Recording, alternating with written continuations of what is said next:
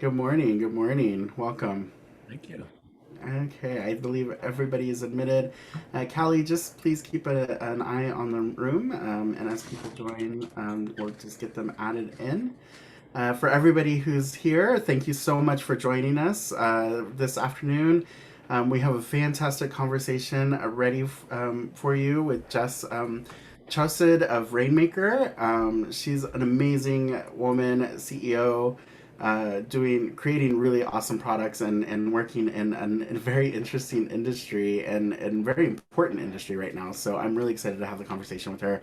I'll introduce Jes in just a second, let her introduce herself. But before we go get into it, just a few quick announcements and thank yous. First off, we are video video recording this event, so if you are on camera, you are being captured on video. If you don't want to be captured on video, please turn off your camera and mute yourself. We will ask that if you ask a question, we'll ask if you want to come on video to ask that question to Jes during the conversation. We like to keep it as interactive as possible. And I know the speakers appreciate seeing everybody's wonderful face. So just a quick privacy statement there. And then about us, my name is Andy Saldana, and I am the executive director of New York Tech Alliance. And New York Tech Alliance is a nonprofit organization driving access, equity, and inclusion within the New York tech ecosystem, making it the most diverse and dynamic in the world. And so we've been working very hard over the last year to maintain the alliance, the connections, the community, and we appreciate you checking us out at nytech.org. Very special thank you to all of our partners that make the work that we do possible. Everybody from Crown Castle, Frankfurt Kernitz, Propeller, Sabity, Work Better, Witham, Verizon, all really fantastic partners within the tech ecosystem, providing great services and opportunities to our startups, our companies, our individuals. So we encourage you to check them out on our website.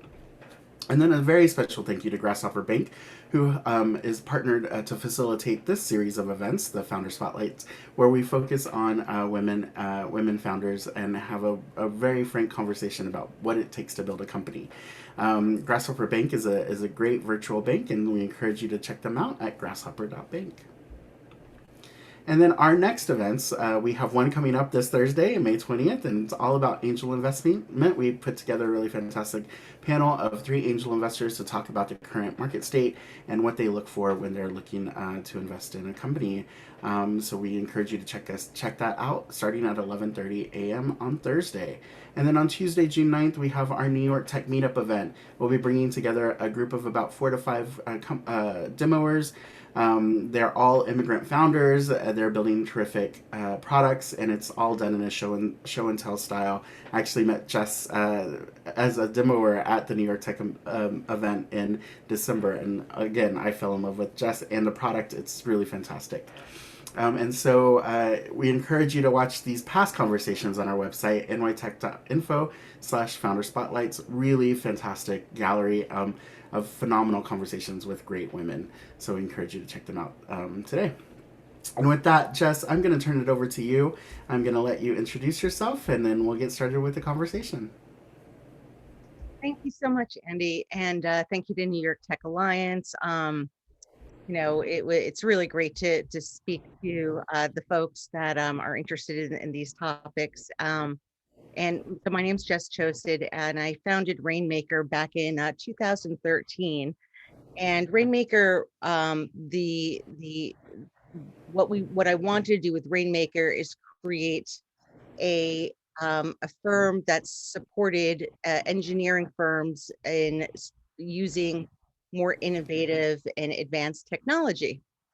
And I worked for a water engineering firm before starting the company. And what I noticed, not only in that firm, but in many of the firms in that group, and this was in New York City, that there wasn't that much R&D. There wasn't that much, I don't know if it was interest, but there wasn't any attention or much attention being paid to some of the technologies, whether it's software or hardware related, that could help their industry and help their companies actually become more revenue generating. Before I worked for the water engineering firm, and they were called Hazen and Sawyer, and I worked for Bloomberg LP, for Bloomberg News, actually. And I worked in a division where We used data to create visual representations of the idea. So if it was about at the housing market, by plotting out folks that were missing their mortgage payments, that we were able to see that Nevada, Las Vegas specifically, was becoming this kind of hotspot problem area.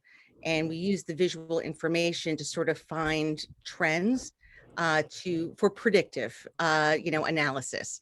And this is one of the reasons Bloomberg has the subscribers that they do, is because anything that can give you an edge up in trading, that's worth a lot. So we would use visual information such as we would create maps, or we do bar charts, or even illustrations, or even video or photographs, anything that tell the story in an easy to understand way. For instance, like what is credit default swaps, things like that. So I had this, but to even to start a bit earlier, how did I end up in this space? And it's not a linear story. It's actually pretty weird that why I got here. I went to Rutgers University and I wanted to study art. It was one of the things I was good at. I was good at a few things, but I was really good at art. So I decided to go to this really, traditional high fine art program. But what was happening is, and I started out with painting, what was happening is I kept on gravitating to art that was using technology. And then I started looking beyond the artists and just looking at the technology. So I started incorporating motion sensors into my art, and digital imagery, and just sort of gravitating to the more technological, aspects of it, and start moving away from traditional painting.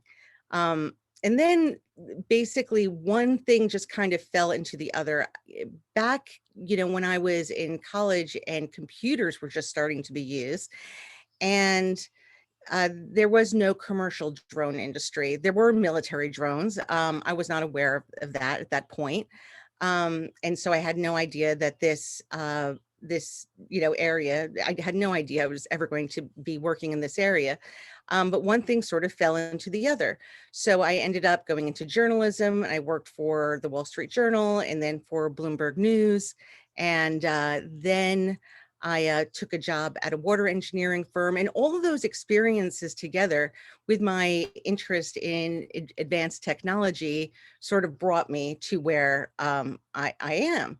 And when I first saw drones, I immediately, and I was introduced to drones as a cinema tool, but I immediately saw that they could be used as inspection tools. And what blew my mind was not only could they be used for inspection tools for bridges and cell towers and utilities, but they also could collect data and data points.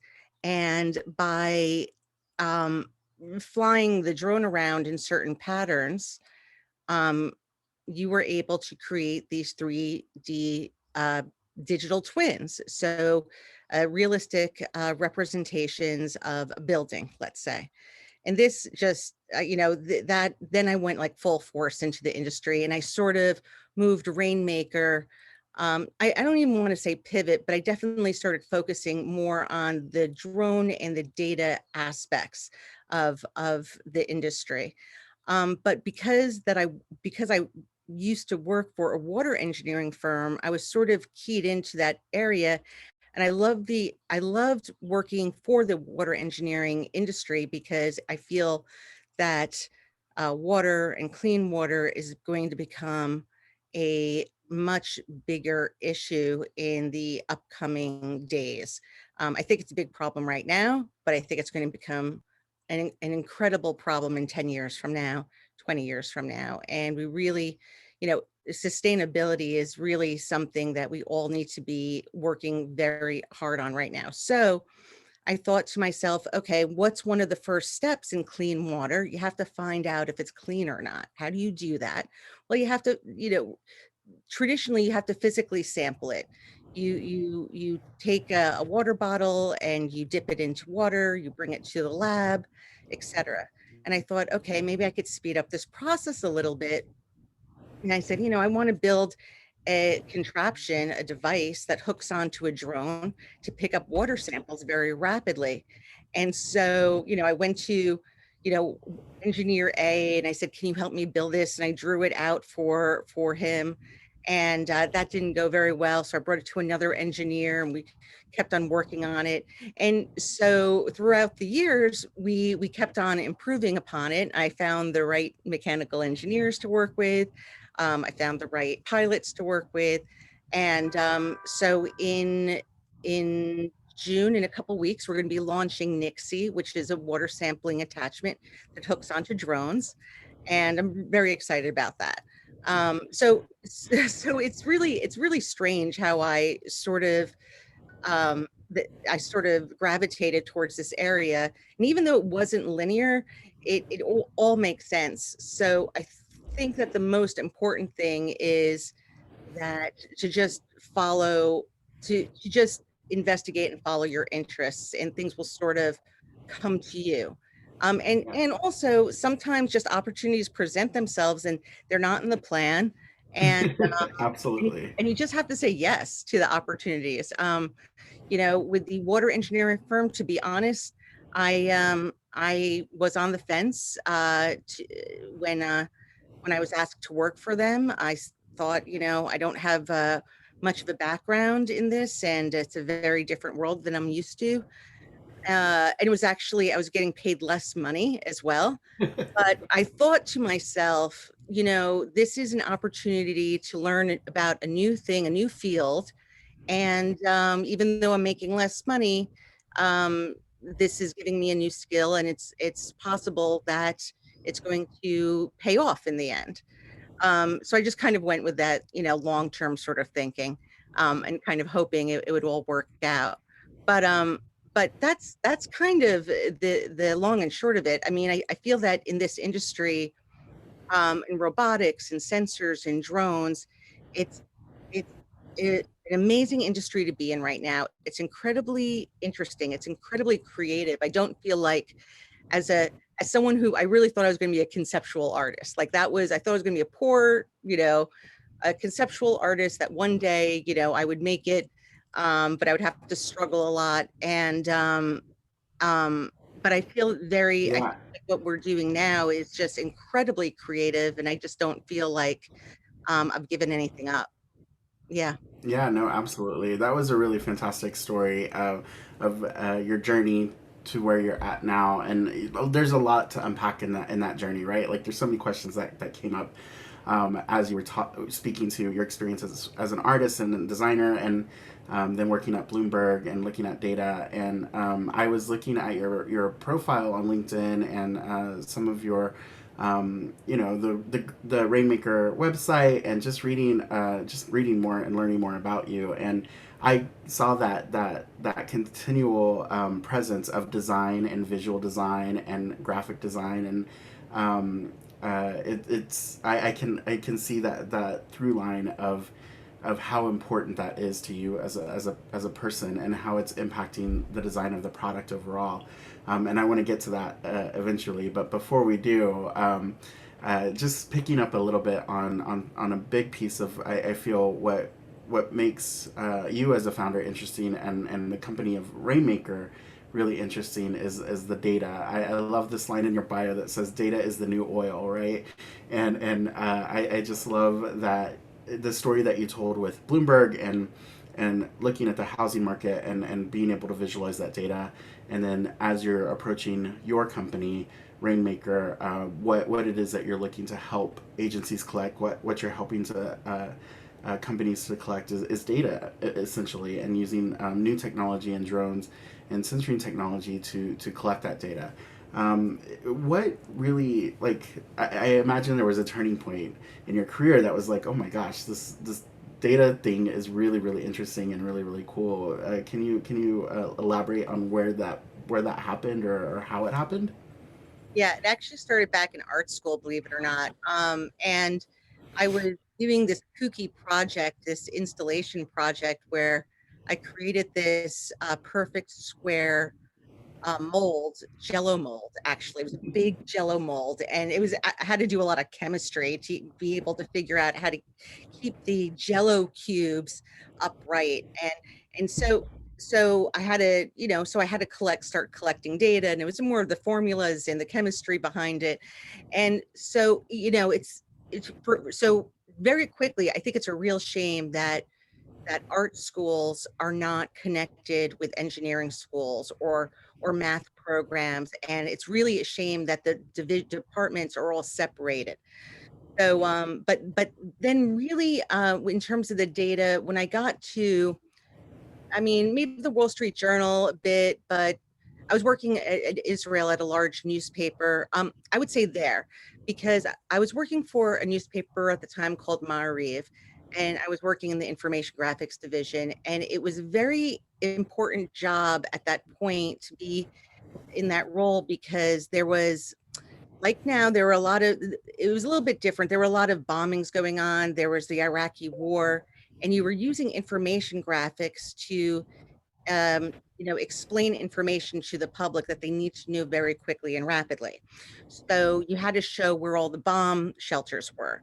You had to show the missile ranges, that where they could likely on the radius hit, right? So, and the reason it was so important in a place like Israel is because you had so many immigrants coming into the country that did not speak a common language. So they were able to understand the visuals. And then when I went to Bloomberg and I understood that the whole company was based upon data, Right. and then they had the money that we could just do whatever we wanted. If we it was a lot of R&D, but we were able to say, hey, I think I should get this program. I think I should take this class because this is going to help, you know. Mhm. Um, and I think that what was interesting at Bloomberg was that it was directly correlated. This was new at Bloomberg. It was, for us, we had to make our clients money, right? So that's why Bloomberg terminals get the terminal. So there was always this pressure to be like, very directly related to being revenue generating. And I think that was a very important lesson for me with data, that, you know, at a certain point, you have to be able, it has to be valuable to people. How do you make it Yeah. valuable to people? Absolutely. And Right. I think that that's probably a really great early lesson as a founder, as you're building your own company, and managing a company. You need to think about where the revenue is coming from, and how to monetize, so that you can sustain your company long term, right? Yeah, and that's what artists need to learn, right? Right. I agree with you. I How to agree make with fun, you. right?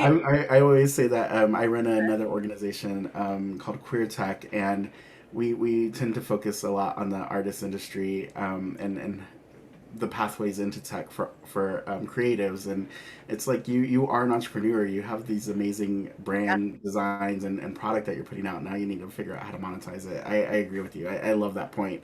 It's great. I'm going to pause real quick and just remind the audience that we encourage you to put your questions for Jess or myself into the chat functionality. We'll be taking a look at those throughout the conversation. And it really is about what is it that you want to know, what insights are you looking to gain from Jess, as she built Rainmaker, the company, and is launching this new product, Nixie, which is really awesome. I can't wait to talk about that. So we're gonna move into that. Again, I encourage everybody to go into the chat and put your thoughts or questions. Um, so Jess, so let's talk about Rainmaker. So Rainmaker, you were starting. Remind me, where were you? What water company were you at before you started Rainmaker? I met Hazen and Sawyer, and they are a very well-respected traditional water engineering firm that specializes in design engineering.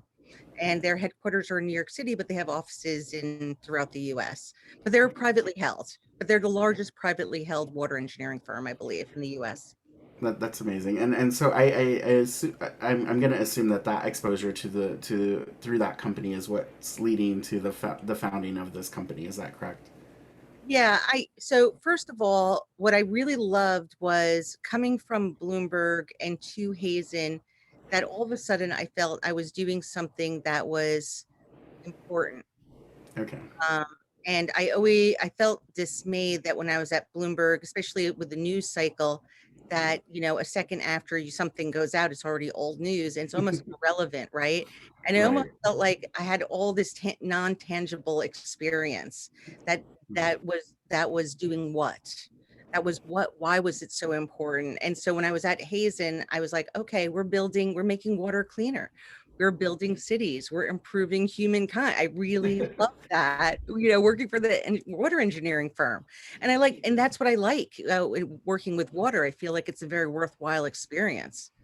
Were you surprised to be to become so impassioned about water and building technology to track water, or is the environmental activity kind of been in your DNA from the beginning? Like, can you talk about Um, that a little bit? I don't think so. It's weird. So I was born in the Bronx and I grew up in this like a suburb of New Jersey, like this very just it's like a small town, 7 miles away from New York City, not too far, but it was very small townish, and Hmm. still had our little plots of land, right?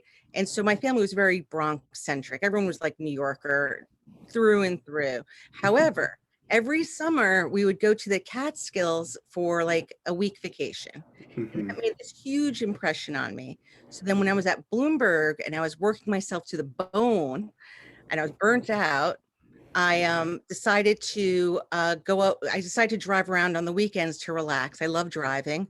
And I would drive through the Catskills and I came across this little town along the Delaware River, called the Delaware River. And I fell in love with it. And I went to a realtor and I said, show me some things I can afford.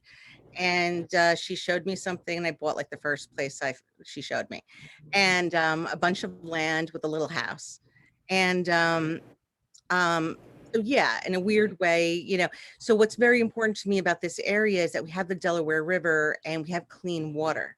And in a Okay. lot of places in the United States, you'd be surprised at how many states do not have access to clean water, or how difficult it is to get clean water. And so that's what I love about New York State in this area. Awesome. No, Yeah. that's amazing. And so when you were at Hazen, at what point were you like, okay, I need to leave and create my own thing? I know you talked about working with these agencies and all these partners that were being that could benefit potentially from using technology, using drone technology.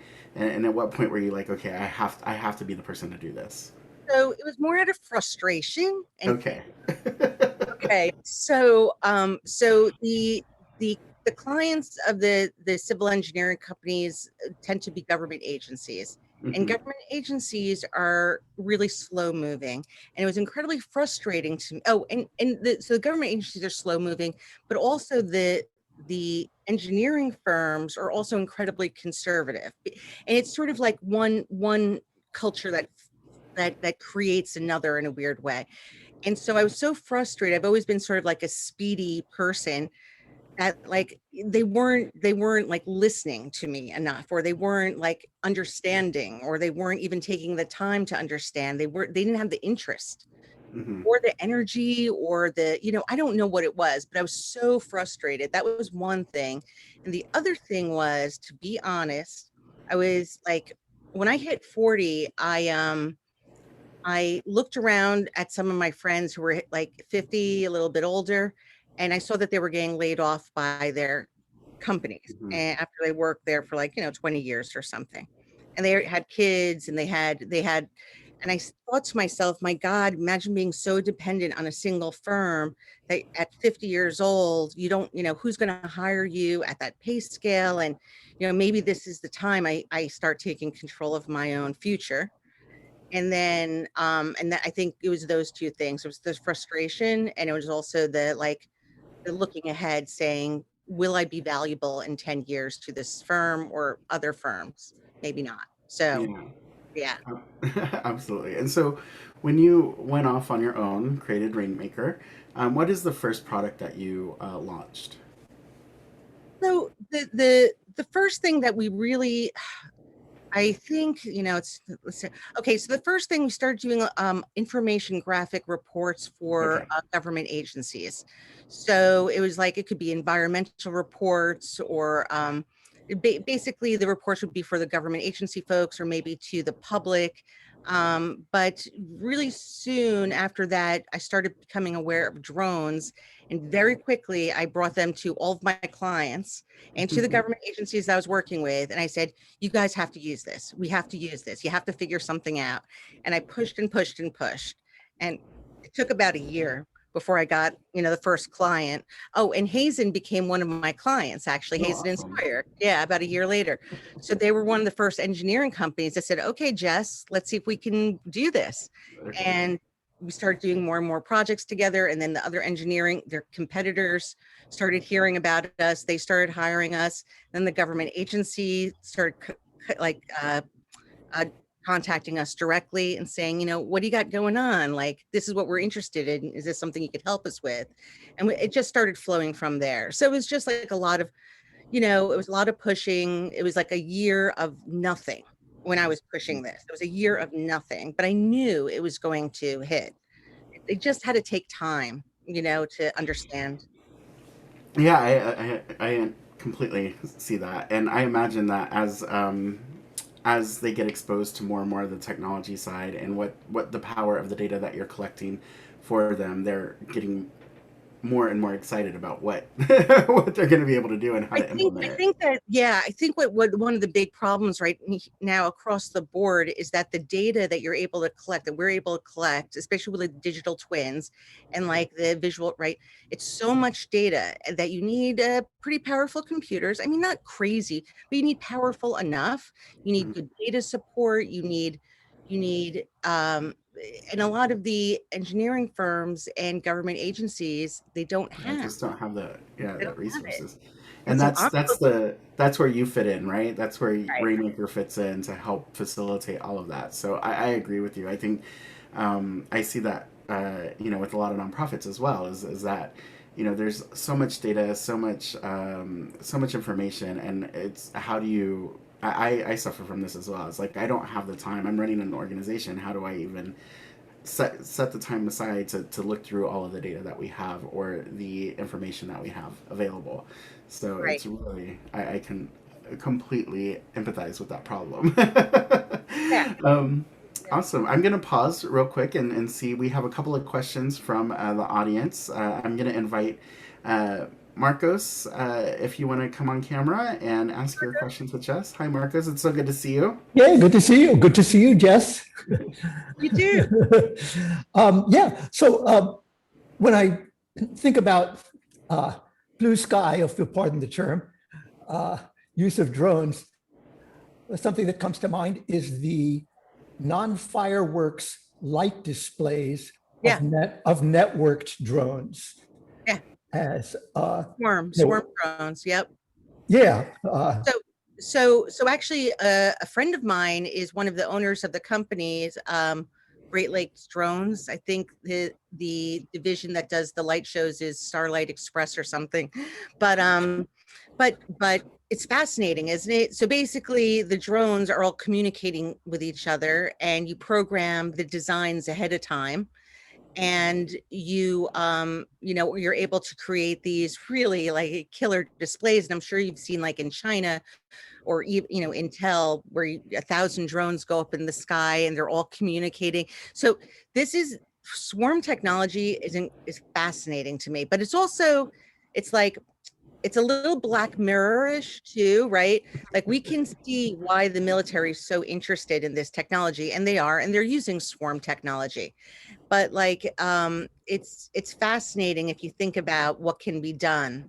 So imagine like, you know, I don't know. Probably many of you have seen the Black Mirror series out there. We know it's like 5 minutes into the future, so it's very attainable and all of that.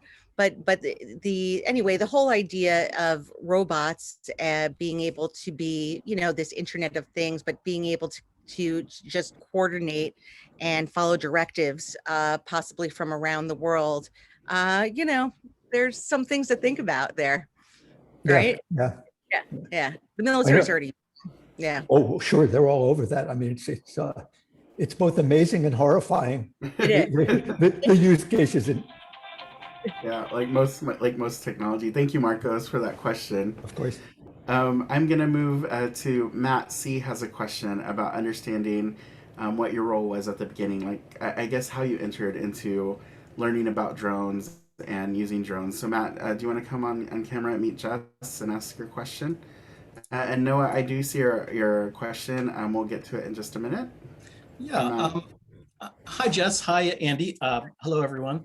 I was just curious. I have thought about starting businesses in the past, but I get overwhelmed by all the stuff that's out there.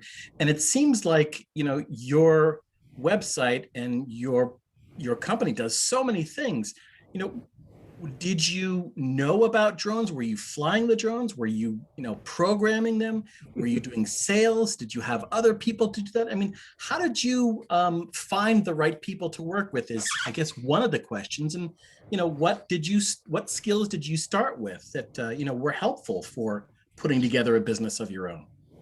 I think that, so we'll start with the first thing, the things I felt were helpful was my background in data, because I understood the foundations of it. And the second thing was visual information, understanding that. Also from being at the engineering company and civil engineering, understanding how important images were for verification.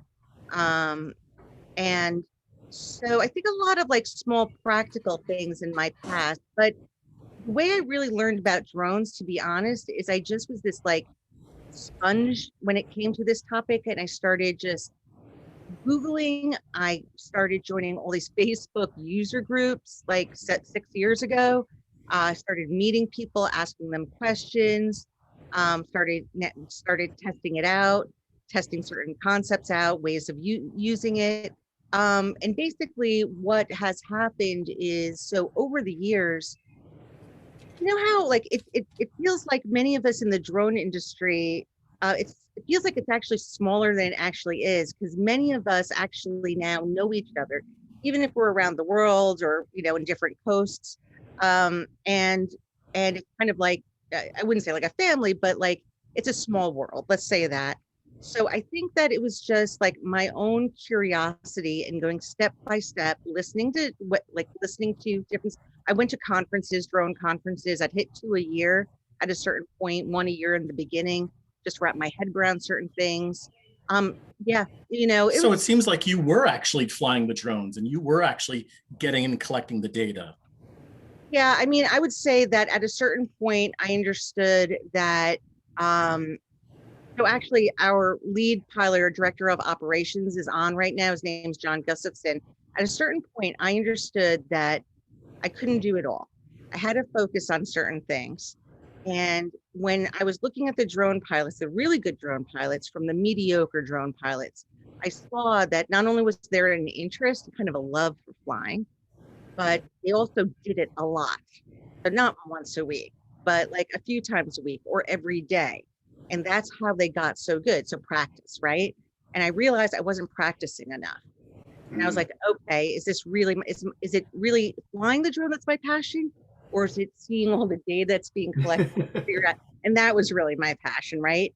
So then I met John from, gosh, I don't even remember how, but he was working for another company, and we stayed in contact and we met, and he was hired by GE Aviation, totally out of our league, right? Like they, and then it just so happened that things worked out and we lived not so far away from each other in New York State. And he became the director of operations, and he's a manned pilot and an unmanned pilot. So he has a real depth of, understanding and experience. And yeah, so basically you have to kind of bring smarter people than yourself around you.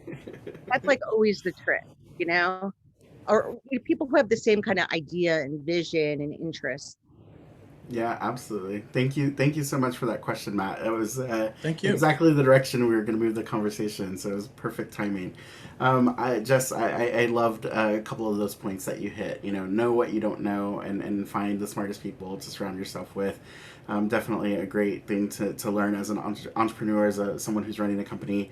And it's a hard thing to learn, right? Like you want to do it all. You want to do everything, and you want everything to be the best. And at some point you realize, oh, I don't have time to do those things, and you need to make sure Or, that yeah, fantastic people are filling that spot. or I don't love it enough to Right. get really great at it. Recognize what your Exactly. interests are. Yeah.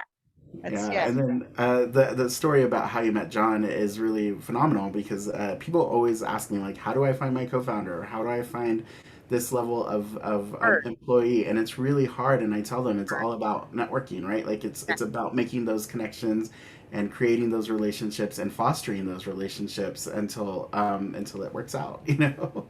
Yeah, and you never know because John and I, when we met years ago, like, we just met up and we just got along. Like I think that was the Right. other. You have to really, like each other You're and gonna be be spending a lot right, of time, right? right. Yeah, you're gonna be talking all the time, right? So yeah, yeah. But it's hard. It is hard to, you have to. It's hard to find your people. It's always hard to find your people, right? Right. Yeah. Absolutely. Thank you. Thank you for all of that insight. Noah, I see your question about working in visualization. Do you want to join us and we'll answer that quickly? Let me see if he's Sure. perfect. Hi, Noah. Hi. Good afternoon. Yeah, you touched on this actually right after I wrote the question, where the new tech in when you're in the engineering construction industry tends to be so adopted. So my background is BIM and CAD design in heavy construction, so tends to be the slowest adopting part. And one thing is I've seen a connection between specifications and finally adopting things. If it's not written in the specs, these guys Right. tend not to do it. Right. As someone who's working on something that is kind of ahead of the curve, are you seeing the dam finally breaking on the Yeah. adoption curve? Oh yeah. Now I am. It took 6 years. Right. So can I share my screen for a second, Andy? Absolutely. I believe that you should be enabled to share your screen. Okay, cool. I am just going to show you something now that I pulled up earlier. I want to show you guys this. So this is it's just going to take a second to load. So this is actually we use drones to capture this information. Now I'm going to come in pretty tight. So this is a 3D model. And you can see like the detail, right?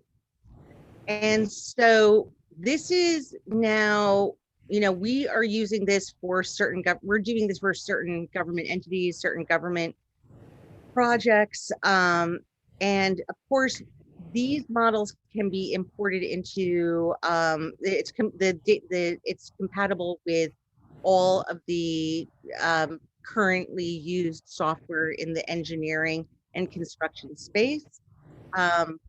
The one limitation to some of those programs is the ones that are being used in these spaces cannot handle the amount of pixels or data points that these programs can use in photogrammetry. Mhm.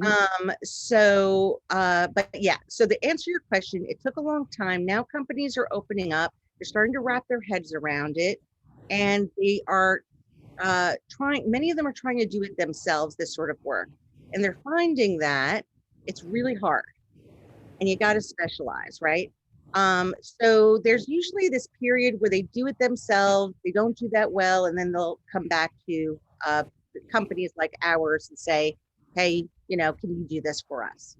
And that's kind of what's happening. So we're in this loop right now. So we're watching the companies try it themselves, spend a lot of money, fail, and it's just cheaper for them to hire us out to do it. Yeah. Yeah, awesome. Thank you. Noah, how is that answer to your question? Oh, that definitely covered it. And that whole not being able to accept enough data points is something I've even encountered before. The AEC software definitely doesn't No. lend itself towards that. Jess, I wonder if there was, in your conversations with some of these agencies, was there a certain phrase or um, trigger word that you could use to help them understand and get beyond that barrier? Or was it purely just time and letting them experiment and kind of fail and then come back to you? I think they had to, I planted some seeds, Hmm.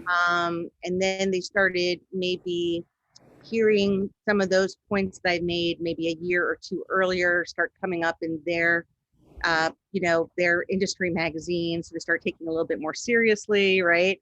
Yeah. And then, so basically, no, I don't think there's anything I could have said really that would have made them use it. I remember, I remember this was the attitude, this is the attitude still at many of the government agencies. Um, that's not the way it's done. Yeah. That's not the way it's done, I'm right? sure you hear that a lot, Noah. Now they're not supposed to be saying that anymore because now they're supposed to be open to, now they're being forced because now it's coming from top down now, Mhm. like from the governor and things like, you guys have to become more efficient. You guys cannot have these payrolls anymore, especially with COVID. COVID really like destroyed a lot of budgets. So now everyone has to work smarter. So they really need to start listening and, doing, you know, and being open, you know. Yeah, Absolutely. absolutely. Yeah, Thank you yeah, so much for that question, Noah, and fantastic response, Jess. It's really, Thank you. I know we experience a lot as well in the nonprofit industry. yeah.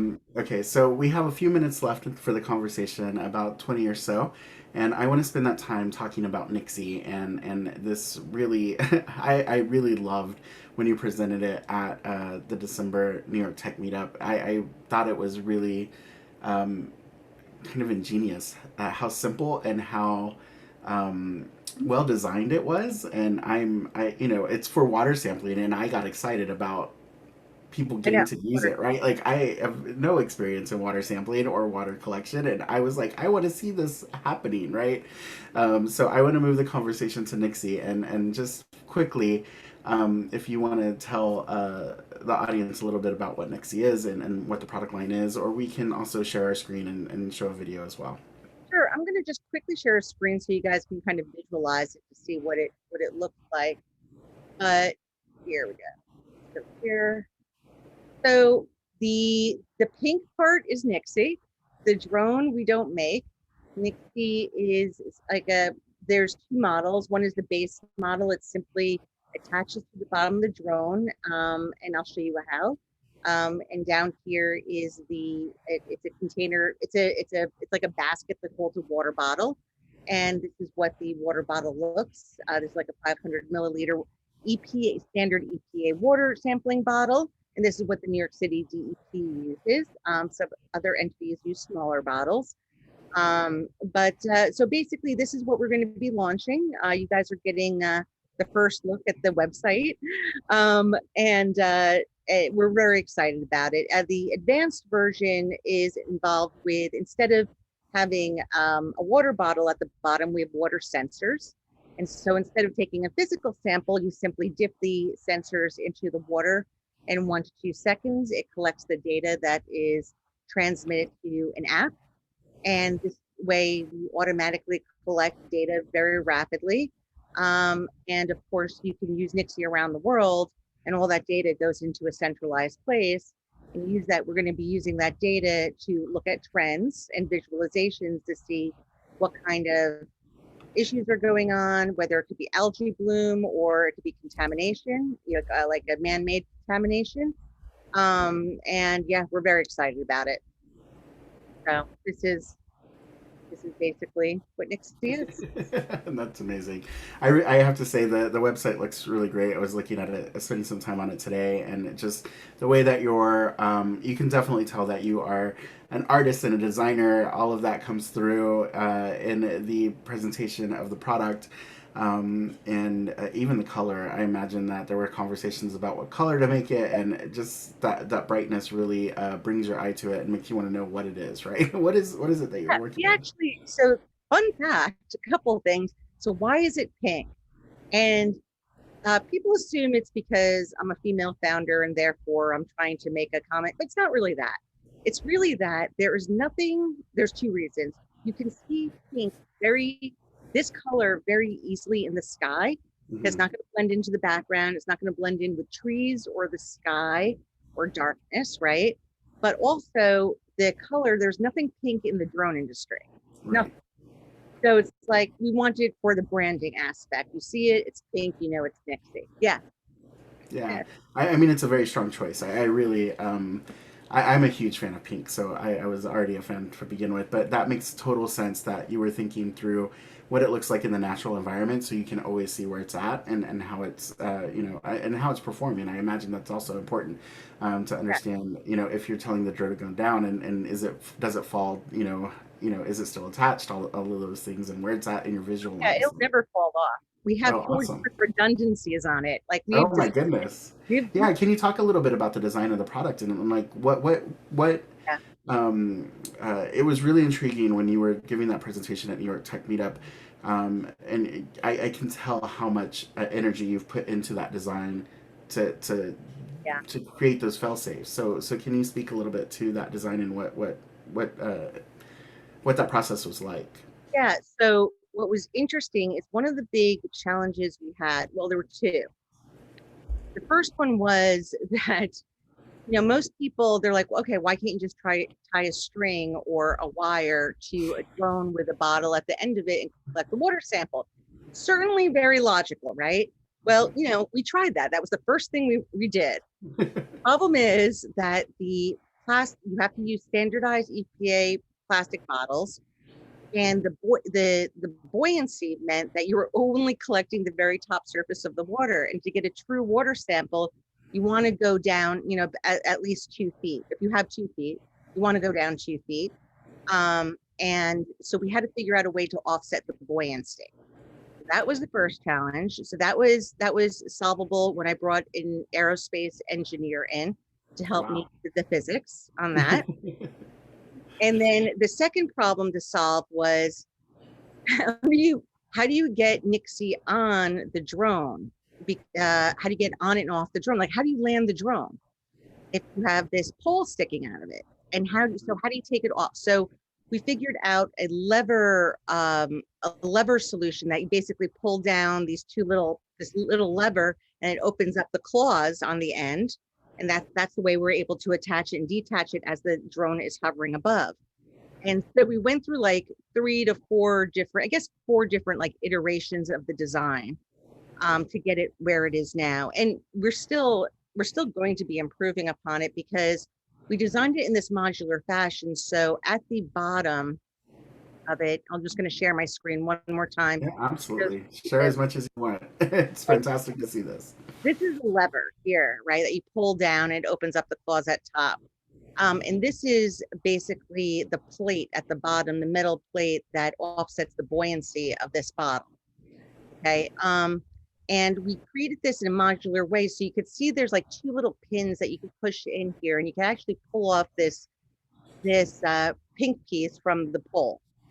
And we did that because we thought in the future we would like to develop some other attachments to go onto the bottom, so it can be a water sampling device, but it could also be maybe some other things.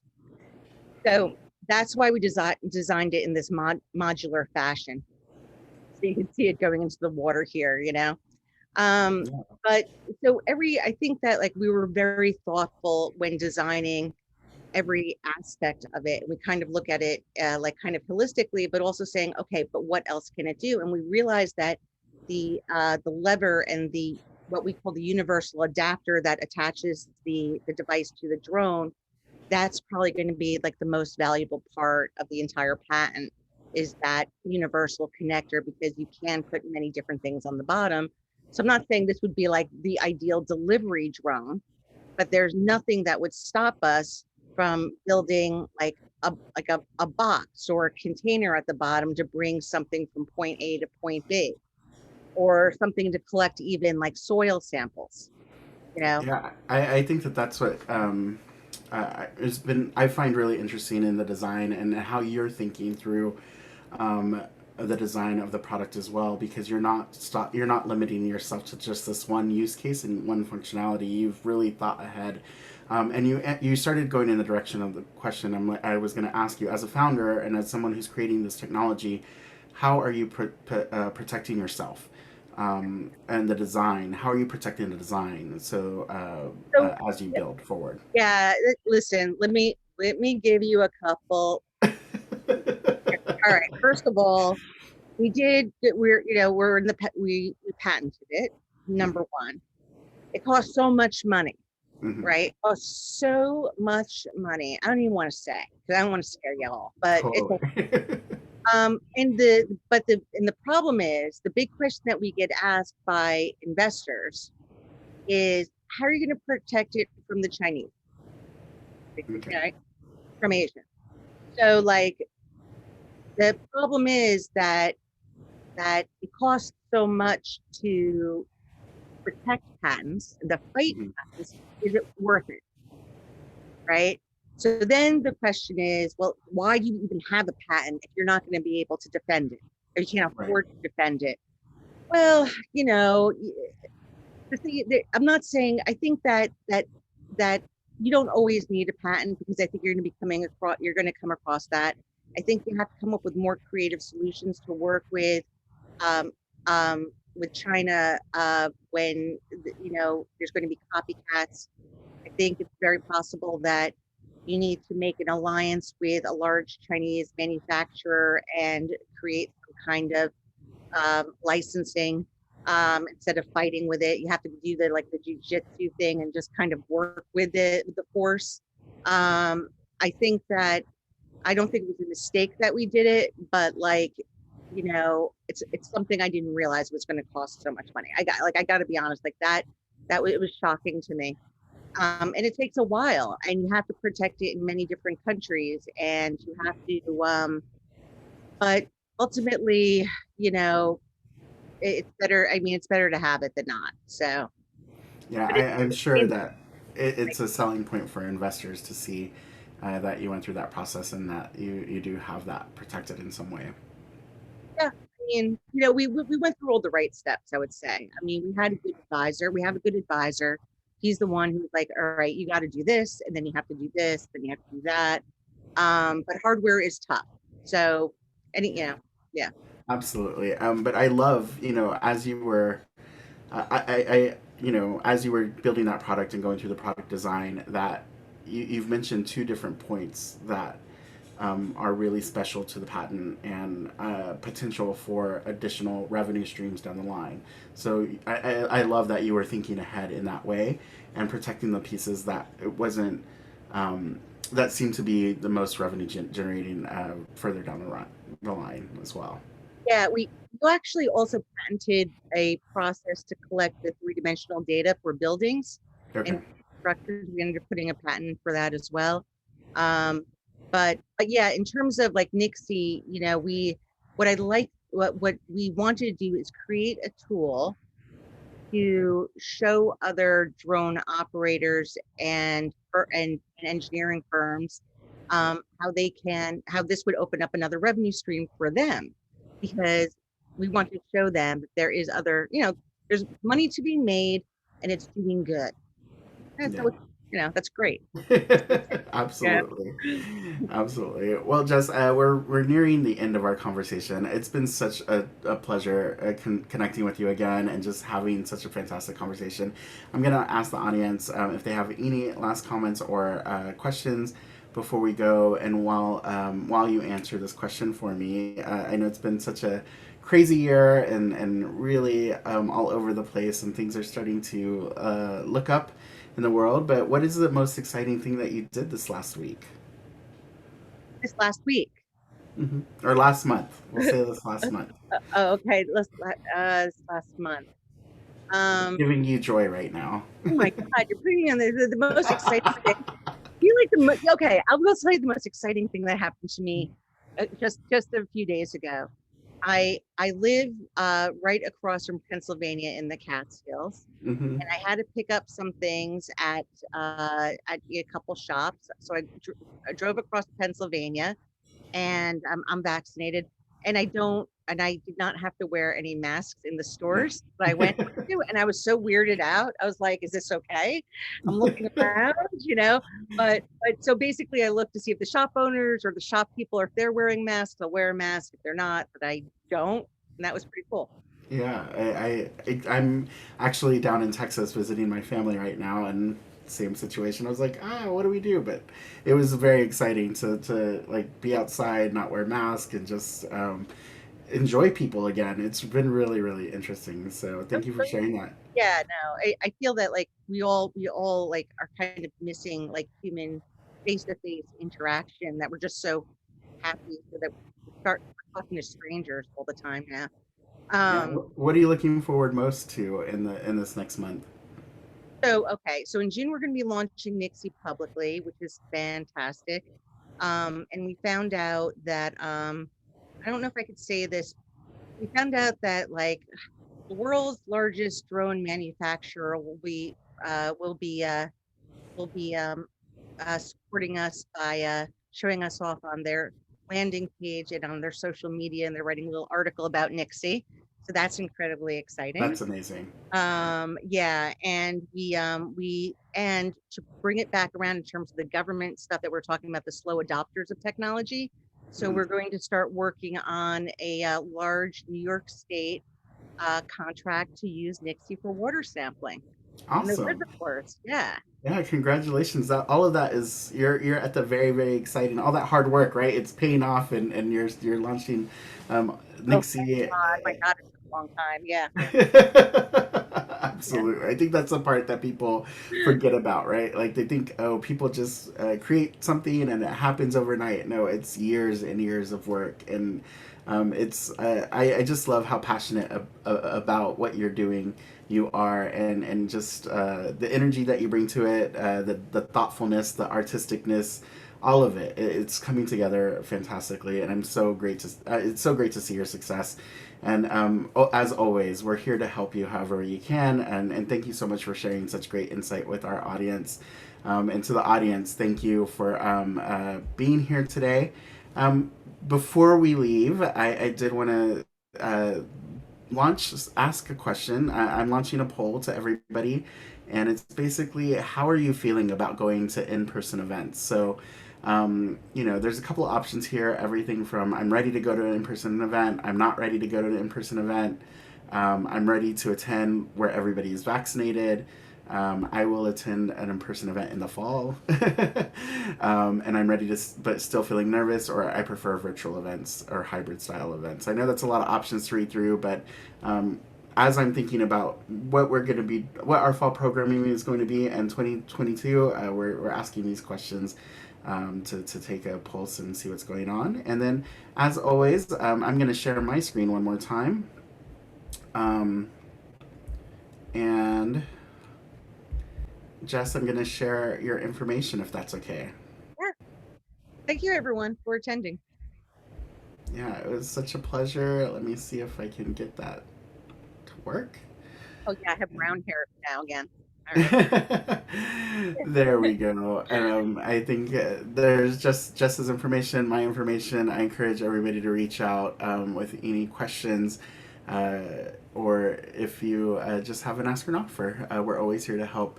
And again, thank you so much, Jess. It was such a great conversation, and what a great way to.